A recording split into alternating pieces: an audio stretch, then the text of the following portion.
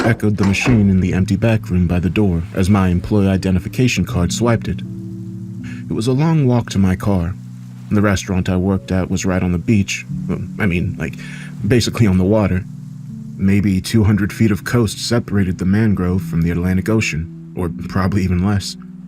This meant I had to park pretty far away, because the only parking spots by the beach were paid parking. As usual, I wandered through the street-lit beachside town across silent roads to my Toyota Camry. But don't let the silence and inactivity of tourists fool you. An hour ago, I was up to my knees in orders, though we were only open till 9 on Tuesdays. And with the mangrove closed, pretty much everybody cleared off the beach. After all, we were open later than anything else out there in my puny town. I was still sweating from the busy night as I reached my car. It was covered with dew as the cool night air replaced the sweltering beachside heat of the day, and I leaned against the driver's side, pulling out my tips from the night. I thumbed through the bills, then added the tips I'd received on credit in my brain. $174. I nodded, pleased. Pretty good. I stuffed it back in my apron and got in the car. Now the usual question hit me. What the hell am I going to listen to? I went to Spotify and scrolled through my playlist, trying to find a song I was in the mood to hear. I'd heard all of them 100 times, though, and the radio wasn't any better. The only stations in town were pop and country, and I didn't want either. I sat there for probably about 5 minutes before I decided it didn't matter and just wanted to go home. But then I decided to check YouTube. Lots of niche music pops up on there, and maybe I'd find a hidden gem. But after a little longer searching, I determined the 25-minute drive in silence was preferable to wasting my time in the parking lot. I then noticed something under the recommended section. It was a live stream of music called Relax FM. I shrugged. I pressed it, and a moment later, a song I'd never heard before met my ears. I couldn't tell you the name, but the sound was haunting. The somberness of the piano captivated me, thematically and ever so slightly out of tune. And as the song went on, the strange ambience of the instruments and the singer's pained falsetto pulled me in. Damn, what is this? I thought. I like this. And just like that, my 25-minute drive home was filled with the quaint music of Relax FM. It played a mix of lo-fi hip-hop, smooth jazz, piano music, and on occasion, an acoustic song. Most of the music wasn't popular. I'd heard almost none of it before. Since I felt like I'd heard every song in existence on my way home from work, this was quite the relief. When I got home that night, I was already addicted to it. My parents and brother were already asleep, and I swung by the kitchen, microwaving a bowl of ramen before heading up to my room. I sat behind my desk, blowing on the noodles to cool them down before I logged onto my computer. I pulled up Relax FM. Now that I wasn't driving, I noticed the video. On the screen before me was a picture of a girl. She had long, dark black hair and bright, calm blue eyes. Her skin was pale, like she'd never left the room in which she was pictured. And she was leaning back in a chair, wearing a midnight blue crop top and black shorts. Her hair draped over her shoulders, coating her back as she relaxed. Her room was mostly normal, except for the fact outside the window on the left side of the screen, one could see she was in outer space. The moon was off in the corner, and the sky was alit with twinkling stars. The walls were a metallic sterling, but were coated with posters here and there, and a lamp sat on the nightstand, cascading the room with a tranquil yellow glow that clashed with the blue light coming from the galaxy outside. It was almost a still picture, but parts of it were slowly moving. She blinked now and then. Also, she was typing on a keyboard at her desk. If I listened very, very closely, I thought I might be able to hear her fingers tapping the keys. The stars outside were twinkling, and you could see the girl's stomach rise and flatten with every breath. I noticed on her desk was a book labeled Andrea's Diary. I sighed, studying the video. It was soothing to look at. Though this was obviously a hyper-realistic animation, the way she moved on occasion, like adjusting her seat or brushing her hair with the side of her fingers, made her almost seem real, like I was looking through a window into her room. I noticed a radio in the back of the room, as if the music playing from the video were coming from it. I'm glad I found this, I decided as the music lulled me into drowsiness. At last, I shut it off for the night and climbed into bed. The music I'd heard that night swirled around in my head, and I fell asleep in no time. That was the beginning of the very strange turn my life took. It started out so normal, just me listening to music on my way home from work. I didn't think it could have become so strange. As the week went on its slow progression to Friday, whenever I'd get out of school, I'd listen to Relax FM on my way to work. I didn't really listen to anything else anymore. It was like it hypnotized me or something. And speaking of hypnotizing me, Andrea, the girl in the video, she was starting to feel like someone I knew. I know this is embarrassing, seriously, but I was pretty lonely at the time. I had my best friend, my parents, and my younger brother, and that was about it. I didn't have any girls in my life, and I contribute that mostly to how I was starting to feel. Most of the time, when I wasn't listening to the station, I tried to ignore those awkward thoughts. The idea that I was starting to fall in love with a girl in a video, but when I was alone in my car, on the peaceful drives home from work, or awake in my room late at night, lying in bed listening to it, I couldn't deny it. I felt like I was getting to know her, like the songs were her, and they made me feel good, so it was like she made me feel good. Yeah, it's cringy, I know. That's what loneliness does to a man. And trust me, I wasn't thrilled about this, and I really tried my best to pretend it wasn't happening, but Andrea, that girl in the video, she was pulling me in, and I couldn't help it. I started feeling so weird that I looked into it myself, the science behind how a rational human being can feel an attraction to a character in a TV show or book. From what I could find, your brain doesn't really determine the difference between characters and people, between pixels, pages, and skin. Your brain is pretty easily fooled. Think about, for instance, the main character of a show you watched growing up. When you think back to that character, you feel like you love them, almost like they're your friend, but they aren't real. And never were. And you know that, but you still love them.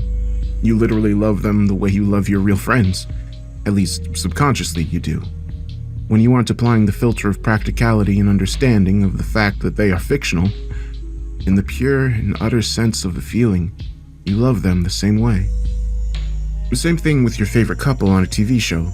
You found them adorable, and when they kissed for the first time, you felt butterflies in your own heart. Sometimes you think to yourself, I wish I had a relationship like that. But they don't have a relationship. They aren't real, and neither is their love. However, your brain can't tell the difference. That was kind of how this was. Yeah, Andrea was just a girl in a video, but my brain didn't know the difference. She had a body and a face, and the music was her attitude, her spirit. She was completely enough to trick my lonely self. But still, I was a rational 17-year-old guy. If I wasn't in a trance by myself listening to the music. Ugh. I cringed at the thought of me feeling that way. I knew it was asinine and awkward to say the least. I definitely didn't mention it to my friends or family. When Friday came, my friend Adley and I hung out pretty much all night just gaming together. I didn't listen to the station at all. Instead, we listened to our regular mix of classic rock and post-hardcore that accompanied our conquests in the game. This is where I started to feel awkward. As much as Relax FM wouldn't suit what we were doing, I wanted to see Andrea. I felt humiliated at the thought. I began having wished I could text her, like Adley was texting his girlfriend between games. I wished I could call her that night. It falsely excited me to think about, but she was fake. A GIF on a screen. Yo, Tony. Adley grinned, nudging my shoulder. You alright there, man? Yeah. Bro, you're Katie's ass tonight. I know. I guess I'm just kind of off in my own world tonight. Why is that? The match ended and I glanced at the scoreboard, noticing I came in second to last on our team with 7 kills and 20 deaths. Yeah, trash. Adley sat up, facing me. He had dark features and a strong sincerity in his eyes. Something going on, man? No. Well, I mean, besides the usual, just lonely, I guess. You know? Bro, I told you before, girls ain't that big of a deal. You don't need a girl to be happy. And right there, I realized I was worse off than I'd originally thought. I wanted to tell him about Andrea. I actually wanted to share with him that I was attracted to some girl on a YouTube live stream. Explain to him how I felt like I really knew her, how she felt real, how I felt like I just wished I could talk to her. I made sure not to mention any of it. At least I was sane enough to do that. I know, Adley, it's nice to have company sometimes, you know? Adley's phone lit up, revealing a text from his girlfriend, Cheyenne. "Babe," it said. We chuckled, and I said, "See, like that, the company. I wish I had a girl to text right now. Just makes everything so much more interesting." You'll have that again. Don't get so worked up about it. "I don't get it," I went on, figuring Adley didn't want to hear it, but I had to get it off my chest. "It's not like I'm some shy loser. I talk my ass off. Everywhere we go, I try to get to know people. I'm never awkward in social situations, I think anyway." He conceded with a nod, to my relief. "Hell, if I think a girl's pretty, I talk to her, but it never works out. They always just say they're my friend in the end, and then ignore me unless I hit them up." It's the town, man. Girls here like college guys, not moron parkourists that can't shut up to save their own life. I laughed bittersweetly. It was funny, but he was also right. My mind went back to Andrea. She was always there. Every time I looked up Relax FM, I'd find her. She didn't leave me on red. She didn't look awkward to see me, glancing left and right when I talked to her in person, as if to make sure no one else was watching. She didn't hit me up first or invite me to places, but she couldn't. She was stuck in the computer, after all, so I couldn't be mad at her for that. And somehow I felt like if she could, she would. Around 11 o'clock, Adley drove over to his girlfriend's house, and I was left alone. Usually, I hated when he left. The night went from fun and distracting, playing video games with my best friend, to lonely and eye-opening. I'd sit there thinking about how this was a Friday night, and I wasn't at a party or with my girlfriend, but alone in my room, doing nothing. But tonight, I was happy he left, because now I could go on to Relax FM. I shut off all the lights in my room. I sat down at the desk, feeling the cool breeze from the ceiling fan as I typed it into the search bar. I started to feel butterflies, like I was about to call my crush. When I clicked on the video, I noticed two things out of the ordinary. One, instead of typing on her computer, she was sitting up, scribbling something into her diary. Secondly, unlike the usual 230 or so people watching, I was the only one. The only listener on Relax FM. This really surprised me. Now, it really felt personal, like it was just me and her. This is when I got really carried away. I decided to talk to her. I felt incredibly apprehensive at first, but as the music drugged my ability to consider the actualities of the situation, I let my emotions take over. The song playing was called Memory, from some 90s anime. A rainy mood was added into the background, making it sound like a storm was quietly brewing in the distance. Hey, Andrea, I began. "It's me, Tony. I've been listening to your music for about a week now, and I like it. Good taste in music. It's really different from what I'm used to hearing."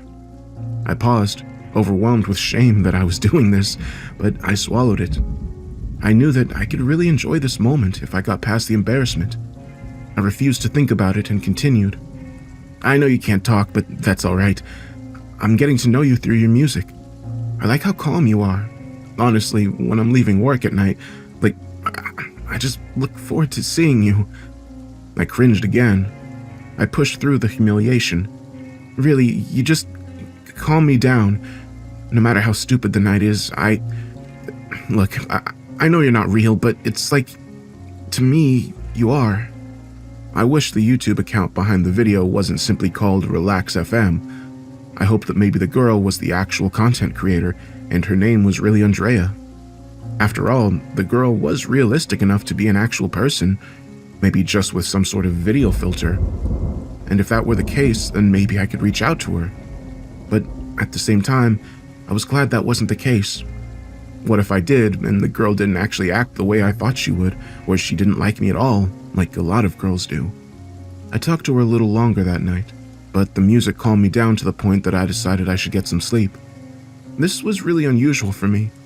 Most of the time I'd be up well into the night on the weekends, bored and watching YouTube videos to get my mind off life, but Andrea had relaxed me to the point that I just wanted to lie in bed and dream about her.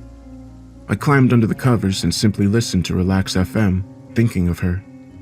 I imagined her next to me, wished I could hold her. Before long, I was off into a peaceful sleep. That morning, something very strange and beautiful happened. Just as I woke up, The song playing on my computer abruptly skipped. I thought it strange because I had never heard anything like that happen on Relax FM. It was always a steady stream of music with no interruptions or crashes. I sat up and walked over to the computer. The song playing was called Good Morning, Handsome. I caught my breath. Good morning, Andrea, I whispered. What are the odds? I thought. That song just happened to start playing right when I woke up, and the other song ended so suddenly, like she had changed the song. I won't lie, I was slightly creeped out. At the same time, though, I was ecstatic and flattered. It was like she said something to me, like she complimented me. I sat there and basked in the beautiful 9 a.m. sunlight shining through my window, sitting in the chair at my desk and listening to the song. It was a beautiful acoustic song, and the singer had a bright, peppy female voice. It sounded so lovely. It actually began to fill my heart with butterflies. I glanced at Andrea. She was lying on her back in bed this time, her raven black hair strewn about all along the mattress beside her. Her eyes shut calmly. For the first time, I saw a smile on her face. It was slight, but it was there. And still, I was the only one watching. I smiled at her. Good morning, Andrea. Quite a bit of time went by until the next strange occurrence happened. In the meantime, Relax FM became part of my day-to-day life. I was still mysteriously the only one tuned into the video, and after the good morning incident, I didn't feel any more apprehension. I'd talk to her pretty much every night about my day, and I listened to the station all the time. On the way to school, on the way to work, on my way home. It was nonstop. And honestly, I was a happier person. I felt fulfilled. I didn't feel lonely at all anymore, and I wasn't even bombarded with embarrassment when I was alone and thought about her. She felt so real to me. Anyway, sometime in September, I was doing a school project. It was in my American history class, and we were in the computer lab to work on our presentations. We had a substitute teacher that day, and I figured he wouldn't give me hell for listening to music, since he was a pretty laid-back guy. I plugged in my headphones and went to YouTube. I typed in Relax FM. It didn't pull up. There were other unrelated videos, but it was nowhere to be found. No. I gasped, horrified. No, where'd you go? I scrolled up and down relentlessly. I couldn't believe it. I searched all over, even retyping it pointlessly, but it didn't pull up. It was nowhere to be found. I was totally crushed. I could barely even focus on the presentation as I logged into my email and pulled up my PowerPoint. I tried to start working on it, but I couldn't. I was too crushed.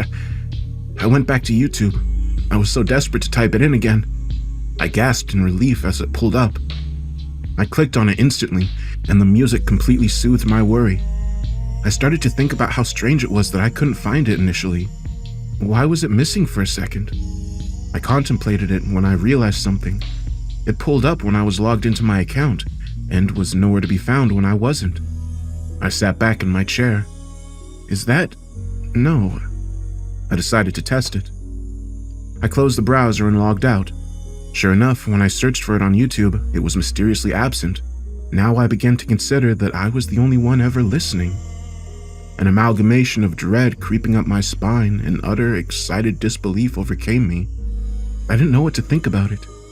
I hadn't added it to a playlist or even subscribed to Relax FM. There wasn't any reason it should be linked to my account at all. I started to consider how the views went from around 230 to 1. It was night and day.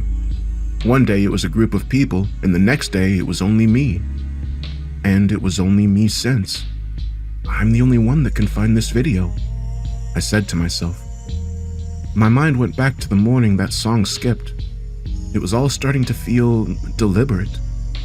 I'd never felt such a duality in my life. A good part of me was absolutely terrified. I started to almost feel watched. And then another part of me was beaming. It was like Andrea was real. She was influencing reality. She was part of real life. I now started to think that I should tell Adley. But would he get it? Well, maybe I'd just not describe how I felt about Andrea. I'd just tell him about it objectively and see what he thought. That afternoon, we met up after school. It was a rare day off from work, and we did what we usually did on weekend afternoons. parkour. We drove to his house after school, each in our separate cars, and he left his in his driveway so we could head downtown in mine. He played some upbeat music on the radio, and it was the first time I hadn't listened to Relax FM in my car in God knows how long. When we got downtown, we parked off by the train tracks, and our spree began. We darted through the alleys like phantoms, jumping off walls, scaling pipes, tic-tacking over trash cans, and rolling onto concrete from falls. We made especially sure to always look out for cops and store owners, but there wasn't a lot of either on this side of town. We were just at the outskirts of the ghetto, and the buildings were a run-down parkourist paradise. At last, around 7 o'clock, we took a break on the roof of the community event building. It was a pretty large structure reserved for local functions, community meetings, and the like, and stood 4 stories off the ground. We each bought sodas from the gas station down the block, and didn't open them for a little while so they wouldn't spray us, considering how shaken up they'd gotten. As Adley opened his Dr. Pepper and took a fresh swig, I figured it was time to tell him.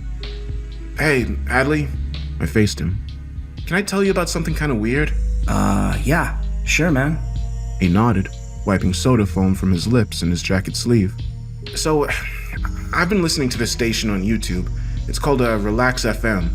I found it on my way home from work a while ago. I've been listening to it pretty frequently." "So, what about it?" "Well, some weird stuff's happened since I started listening to it. But, okay, so when I first found it, there was a little over 200 or so people watching it at any given time. But then one night, all of them stopped watching. I was the only one." "Huh?" "Yeah, weird, right? I was the only one watching, and no one's ever watched it since. It happened overnight." "Yeah, that is weird." "Well, it gets weirder. So the other day, I tried to pull up the video while I was at school, working on a PowerPoint for Björk's class, and I couldn't find the video. I gave up and logged into my email to start working on my PowerPoint, then searched for the video again, and boom, there it was. First result." "So, you couldn't find it until you searched on your account?" Yeah, and okay, so this one morning I listened to it when I went to sleep, and, well, it was still playing when I woke up, but right as I opened my eyes, the song instantly changed. I walked over to see what song was playing, and dude, it was called Good Morning. He started to chuckle. "What, man?" "Tony, come on. Yeah, I mean, it's a little weird, but not that weird." "I don't know, I think it's pretty strange.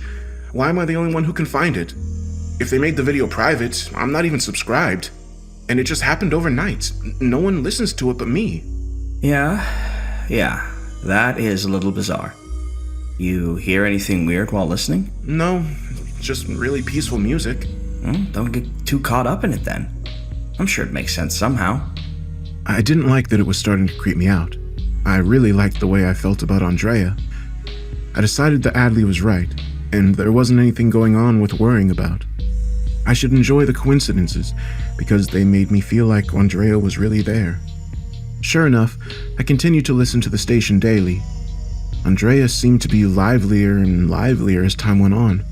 When Halloween passed, she was dressed up like a black cat the entire day. She looked so cute.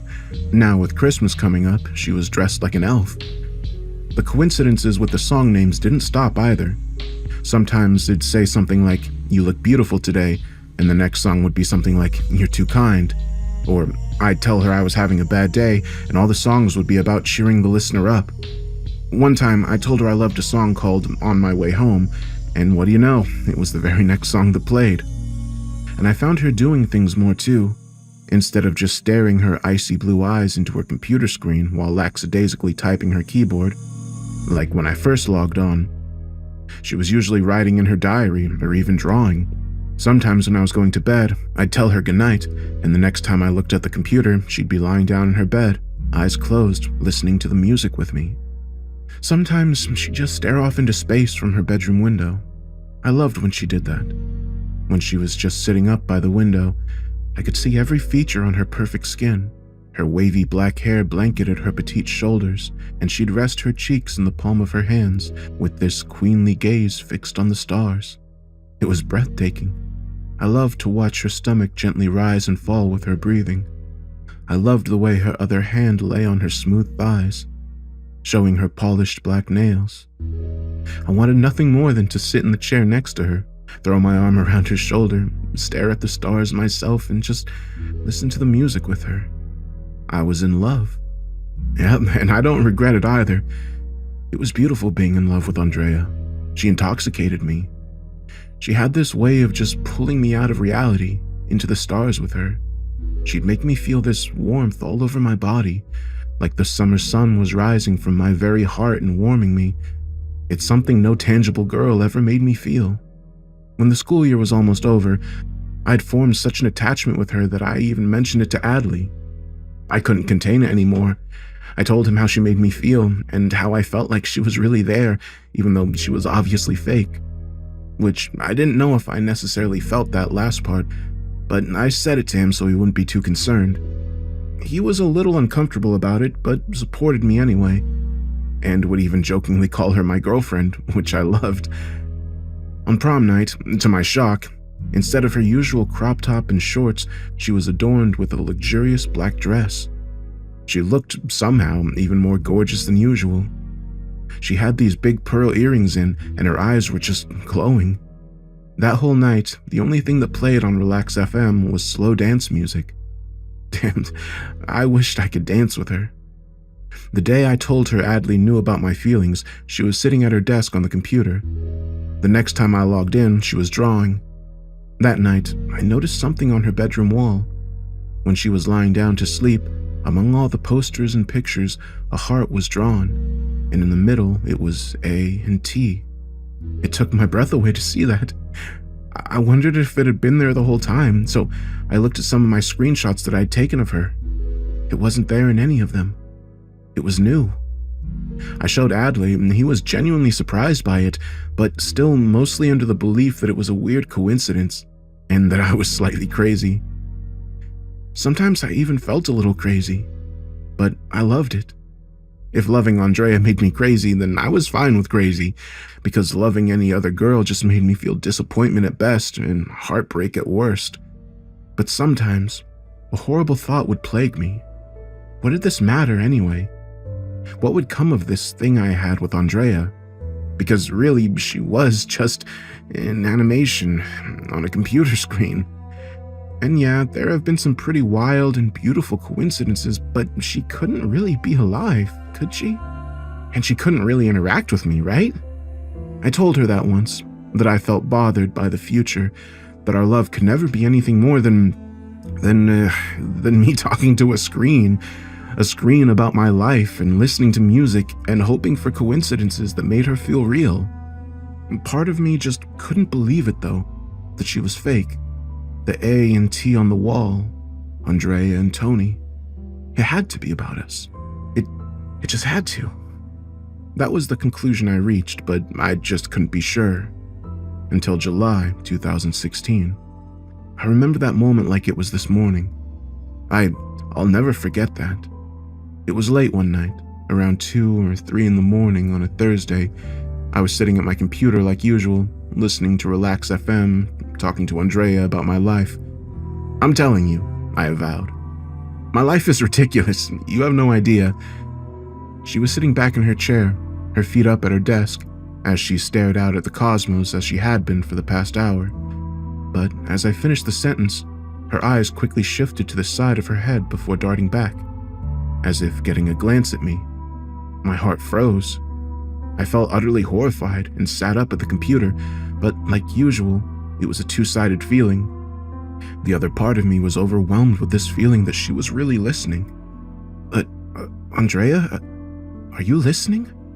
She said nothing, but now she looked different. She was still facing the window, but her eyes weren't focused on it. They were to the side of the glass, like she was trying to look occupied, but was really listening instead. I breathed heavily as I sat back down in the chair. Andrea, well, I'll continue. So, I noticed she was curling her left hand like she was anticipating something. I'd never seen her make a movement that subtle, that irrelevant to the animation she was doing. If her hand was moving, it had something to do with what she was doing. But that seemed like a reaction. Are you bothered that I'm talking about my love life? She was still and silent. Her hand was curled up, and she picked up her index finger with her thumbnail.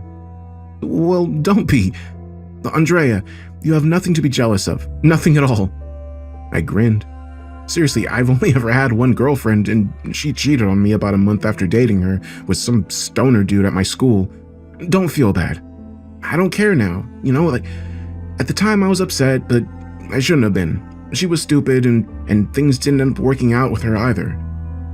I saw her nose wrinkle, and instantly she let out a giggle. She swiftly recovered, staring plainly at the monitor. I froze, not being able to understand what to do next. I felt like I'd just seen a ghost, and being completely alone in my room this late amplified my fear, but also, she really responded. She was sentient. She was there. She was listening.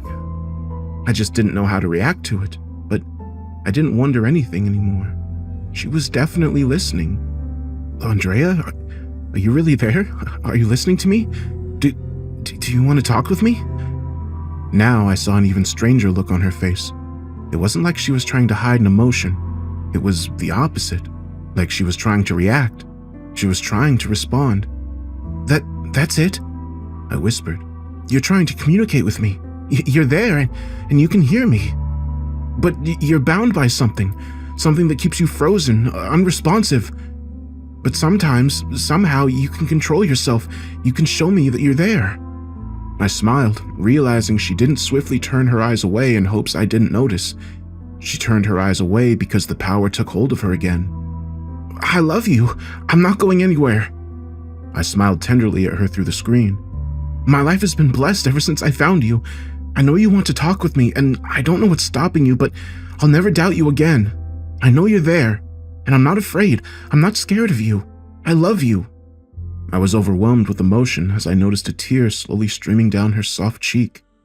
Andrea, don't cry, I soothed. I froze as the next song played. It was called I Love You. Now I was tearing up. I shut my eyes, resting my head against the computer screen. All I could do was listen to the song, sob and breathe. All I could guess was that she was some kind of spirit that I couldn't comprehend, manifested in cyberspace, speaking through the language of music. And sometimes she was released from her spell and could break through the fourth wall, writing something indisputable on the wall or swiftly changing the track to something relevant to show that she was sentient. But other times she was bound by whatever power existed over her, and all she could do was exist in a limited frame and hope I didn't go away. Well, I wasn't going anywhere. I knew I couldn't tell Adley any of this.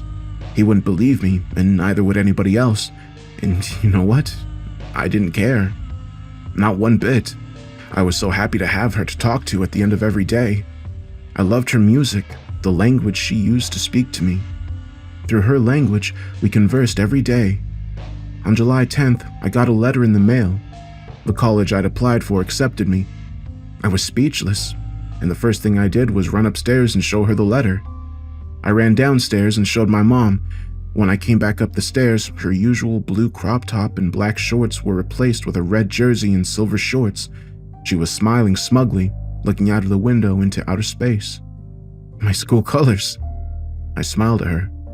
Most of the summer, I spent either hanging out with Adley or sitting behind the computer listening to Andrea's music. Her voice. Sometimes I'd just go on drives and enjoy it, talking with her from time to time, and other times focusing on what she'd had to say. We'd even taken up the habit of watching movies together. I'd play a movie on the computer, and she'd be facing hers, and I knew in my mind that wherever she was watching it too. But nothing too surreal happened again since that moment on July 6th. Though I felt fulfilled by her, there were times I was just overcome with longing. I wanted so badly to just be able to hear her voice, her laugh.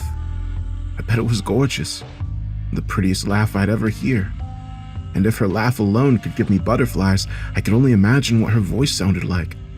It was so unfair that we couldn't really talk, or hell, that I couldn't hold her hand, that I couldn't really take her to the movies, that I couldn't pick her up from her house and have a dinner with her and her family and really take her to prom.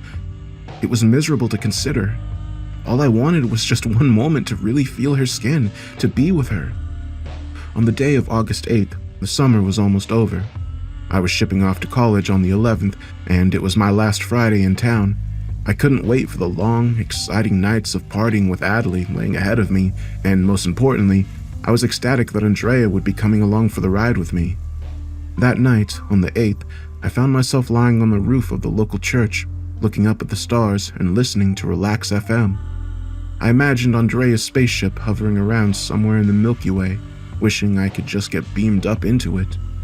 Andrea, I smiled. I wonder if you're up there. If you are, you gotta beam me up to you. I wish you'd beam me up to you so that we could spend the night together. That'd be amazing. I yawned. I was getting a lot more tired than I thought I would. So tired, I figured I'd take a nap before the drive home. I didn't even remember to set an alarm on my phone before I dozed off. And then it happened. I don't know if I was dreaming or not. I felt so awake.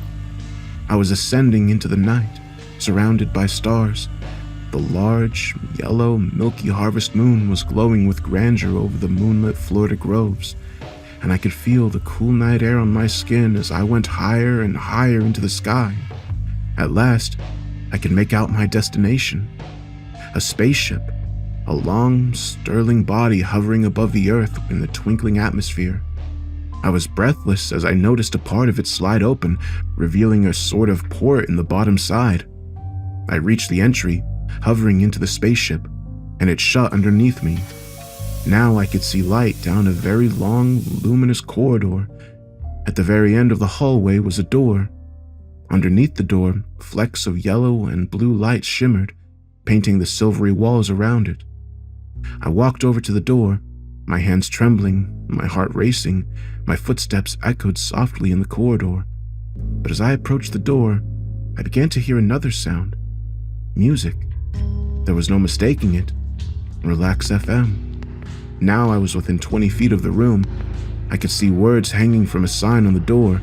The handwriting was all too familiar. It said, Andrea's room. I reached the door. Standing before it, my heart was fluttering, and my mind was racing. It slid open. An aroma of perfume met my nose, and I saw with my very eyes the same room I'd glanced through my computer screen for the last year of my life. I even saw the left side of the room that I couldn't usually see due to the angle. It was all there, right before my very eyes. And there, looking out into the shimmering night sky, was Andrea. She wore a midnight blue crop top and black shorts. Her gorgeous black hair streaked down her back and shoulders, and her flawless face rested in her smooth palm. I'm here. I began to chuckle, feeling a tear run down my face. Andrea! I heard her begin to giggle, the same giggle I'd just heard once before. She turned around. My heart stopped. For the first time, those perfect blue spheres of vibrant ice were locked with mine. She wasn't looking anywhere else. She was looking at me. She jumped up, running over to me. Before I knew it, her arms were clasped around me, and she was embracing me in a hug. I could feel her body warmth, her breath, her tears as they began to glide down her cheeks and onto my shoulder. I was crying too. We just stood there holding each other. I don't know how long that moment was. Time seemed to be non-existent during it. We were just suspended there in that moment, in that room, embracing one another. And then she stepped back and faced me. Tony. I couldn't believe how her voice made me feel. It absolutely intoxicated me, like fine wine or a view of Earth from outer space. It was incomprehensible to really hear it. Listen, you need to go back now, okay, my love? No, I shook my head. That was too short. I need you to leave, Tony. She looked very serious, though also deeply saddened by the thought. Tony, you need to leave now, love. I don't understand, but... Okay, Andrea. I acquiesced. She stared into my eyes one last time. Please promise me you'll never leave me, Tony. Her voice carried a slight tinge of desperation. Of course I'll never leave. I'm not going anywhere. I'm yours. I promise I'll see you again, she assured with a poignant whisper. A tear streaked down her face. Slowly, her arms folded around my lower back, and before I knew it, she was holding me against her, kissing me. Our teary cheeks touched, then she pulled back. She shivered. Her polished black fingernails traced up the wall on the left side of the room, reaching a button that had always been out of frame. Her palm rested on it. She looked down and shut her eyes. She pressed it. To my horror, the window launched open and a vacuum force ripped me across the room. My hand slammed into the window pane on the way out, sending a shockwave of pain through my knuckles. I let out a shriek, but the moment I left the room, I was silenced. I was terrified as my body spun wildly, seeming to drift out into nowhere. Then I noticed the Earth was getting closer and closer, and before I knew it, I was back in Earth's orbit, and my spinning slowed to the point that I was still. I no longer sensed the freefall. Now it was like as if I were hovering down peacefully, and I could feel the cool night air on my skin again. When I began to make out my town and I realized I was above it, a strange, overwhelming exhaustion came over me, and before I knew it, I was unconscious. Hey, are you alright? A voice met my ears. I opened my eyes, feeling the inception of a cluster headache as the sunlight ignited my pupils. I could make out a figure standing above me. Huh? He's responsive. He spoke to someone, and the next thing I knew, I was being put on a gurney. Now I was a little nervous. I looked around and realized that, to my awe, I was outside the courthouse. That was at least an hour walk from the church. My car was nowhere to be seen in the area. How the hell? I pondered aloud as they put me in the back of an ambulance. You're okay, Anthony. The EMT assured. Just take a deep breath or two for me. Do you know where you are right now? It looks like I'm at the courthouse. I was at the church last night. You don't know how you got here. He asked as the door shut and the vehicle started. It was at that moment that I could remember being expelled from Andrea's room into the galaxy. And I wasn't telling him that. You seem to be pretty cognizant, Anthony. But is it Anthony, or do you go by something else? Tony. Tony, I'm going to ask you this to cross my T's and dot my I's. Do you know your birthday? When I answered his question and he knew I wasn't delirious, he began trying to walk me through the events of the night. I told him everything, except for the part about being pulled into outer space to meet my digital girlfriend. Though otherwise normal, I felt lethargic and my head was pounding. By the time I got to the hospital, I was unconscious again. When I awoke, it was nighttime. I was in a tiny hotel room, and the moon was shining through the open blinds. My mother and brother were there and jumped up to greet me as I became conscious. I told them I honestly didn't remember anything. One moment I was on the roof of the church, and the next I was waking up by the courthouse. The family seemed worried, but more just relieved I was okay. Then another man came into the room. When he entered, my mother nodded. She gave me a hug and said that he had some questions for me, and she'd be right outside. Like you'd guess from a 14-year-old, my brother tried to scare me by telling me he was from the Men in Black or something like that. The man was dressed in a suit and tie. He sat down in a chair by my bed and pulled out a badge. I'm Agent Miranda with the CIA. He spoke casually. I need to talk with you about something, Tony. Yeah? What's up? Don't be nervous. You're safe now. Safe now? I wondered. Was I in danger before? Tony, I'll tell you straight. You were the victim of psychological warfare. You were part of an experiment. What do you mean? Are you familiar with a project called MK Ultra? Yeah, a little. It was an old project the CIA undertook back in the 50s. Nothing we're proud of today. The purpose of it was to lessen an individual's will to withhold information during interrogations, namely through mind control. Mind control? Yes. We abandoned the project in 1973 and have done no work with it or like it since. However, it seems that someone has been studying our work and implementing it again in the States. What do you mean? One of the experiments we undertook at the time was called Mona Lisa.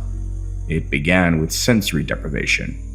We'd lock a man in a room for extended periods of time with no access to light or sounds. He'd be fed 3 times a day, and that was it. The only thing in this chamber would be a television screen, which was off. Then, one day, about a week in, the television screen would turn on. There, on the screen, would be a girl. Feminine, attractive. A very satisfying image to the man who'd been locked away from civilization for a week. See, we were using nature's hypnosis, the most powerful, manipulative force in the universe. Love. Attraction and love. She'd be mostly still. She'd be sewing or talking on the telephone, and there would be soothing music in the background. And somewhere in the room would be the woman's name, to increase the familiarity the man had with her. The men would begin to form relationships with these women. Though the Mona Lisas didn't converse back, the men, who were lonely and helpless, confided all of their suffering into these women. After around a week, the Mona Lisas would begin showing faint signs of attention to the prisoner. Occasionally, they'd glance at him or giggle at a joke. The men were ecstatic at this. These women were the only things keeping them sane, or at least not completely incoherent after a week of sensory deprivation. By the month's end, the men had formed such a trusting relationship with these women that they would tell her anything she asked. The sheer fact that she was speaking to them was enough for them to say anything. See, in their minds, it was as if they'd earned this right to speak with her. The gradual increase of her awareness was something they longed for, and with her talking, they never wanted her to go back to silence. It was like they forgot their mission, their past lives, everything, but the woman in front of them. They were brainwashed. I was silent. It was almost exactly what I'd experienced with Andrea. It seems that someone's uncovered this information and has been experimenting with it again. But they're taking a different approach than we did. Instead of locking someone away in a chamber, driving them to near insanity before captivating them with the Mona Lisa, this person worked a lot more carefully with you. I don't mean to be rude, but they selected a target with limited interaction with females, someone who felt lonely. And though it took a lot longer, eventually, they pulled you into the same state that the men in our experiments reached. I was hypnotized? Brainwashed by some criminal somewhere? So it seems. And they did something with you that even we weren't able to do. They made you walk. Walk? Walking was a term we had for brainwashing a person to the point we could control their movements. In most of our experiments, we couldn't make our subjects walk. It definitely never happened with Mona Lisa. But they did it with you. They made you walk all the way to the courthouse from First Baptist. I was silent now.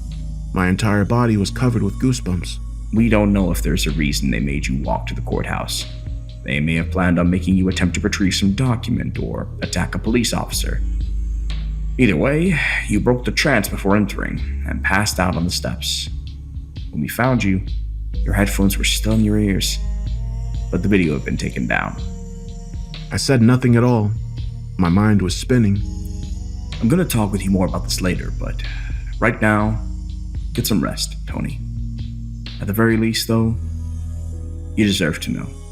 He got up to leave, but turned around when he reached the door. Hey, don't be afraid. Now that you know the truth, they shouldn't have any control over you at all. Even back in the old CIA-run experiments, once the men saw real life again, they didn't care much for the Mona Lisas. You're okay. I nodded when he left the room. I couldn't speak. I felt sick to my stomach as I contemplated everything that had occurred. I just couldn't believe I'd been brainwashed. That entire experience I had last night. Was it all programmed? Some sort of forced lucid dream? While I actually was mindlessly walking through the town to the courthouse?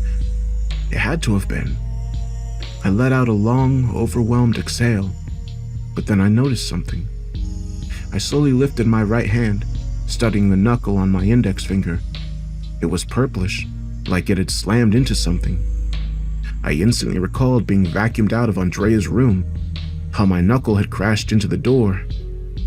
My mom came into the room alone.